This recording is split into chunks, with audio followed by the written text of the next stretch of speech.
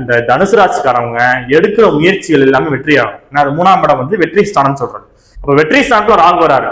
அப்ப புதிய முயற்சிகள், நல்ல முயற்சிகள் எல்லாமே உங்களுக்கு வெற்றியை கொடுத்துரும்.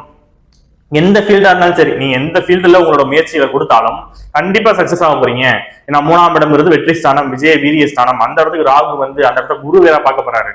கண்டிப்பா சாதனையாளர்கள், நிறைய அவார்டு வாங்க போறது, நிறைய விஷயத்துல ஜெயிக்க போறது யாரு அப்படின்னா தனுசு ராசிக்காரங்க தான். இது எல்லாமே கும்ப வீடு. கும்ப வீட்டுல வந்து ராகு வந்து குரு பார்வையில இருக்கும்போது தெய்வ அனுகூலம் உங்களுக்கு கிடைக்கும். தனுசு ராசிக்காரங்களுக்கு ராசியும் வேற, ராசிநாதன் சொல்லக்கூடிய குருவே வேற பார்க்க போறாரு. அப்ப கண்டிப்பா தெய்வ அனுகூலம் கிடைக்கும். குலதெய்வ கோயிலுக்கே போகாதவங்க போக போறீங்க. நிறைய ஆன்மீக பயணங்கள் மேற்கொள்ள போறீங்க. ஏன்னா 9ஆம் இடத்துல கேது.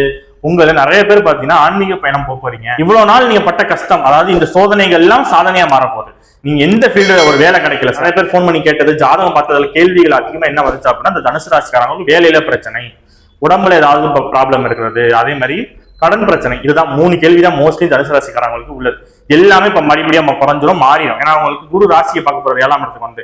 அப்ப கண்டிப்பா இந்த மாதிரி விஷயங்கள் இருக்கிற எல்லா பிரச்சனையும் உங்களுக்கு சால்வ் ஆயிரும். 7ஆம் இடத்துக்கு குரு வந்து ராசியை பார்க்க போறாரு. 3ஆம் இடத்துக்கு ராகு வராரா. 3ஆம் இடம்ங்கிறது விஜய வீரிய ஸ்தானம் சொல்லிட்டு சுய முயற்சி சொல்றது.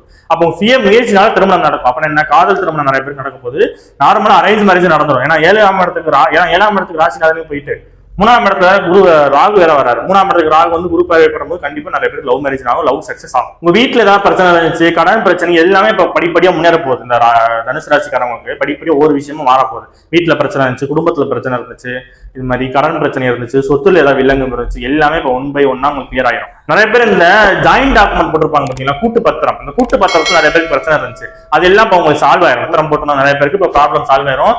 கணவன் மனைவி நிறைய பேர் பிரிஞ்சிருந்தாங்க தனுசு ராசிக்காரங்க, எல்லாம் இப்ப ஒண்ணு சேர்ந்துருவாங்க. பிரிந்த கணவன் மனைவி மட்டும் இல்லாம பிரிந்த உறவுகளும் உங்களுக்கு வந்து சேரப்போகுது. வீட்டுல சுப நிகழ்ச்சி பண்ண போறாங்க தனுசு ராசிக்காரங்க வீட்டுல. ஏன்னா குரு ராசியை பார்க்கும் போது 3ஆம் இடத்துல வேற கேது ராகு வராரு, 9ஆம் இடத்துல கேது வராரு. 9ஆம் இடம் சொல்லி பாகிஸ்தான்.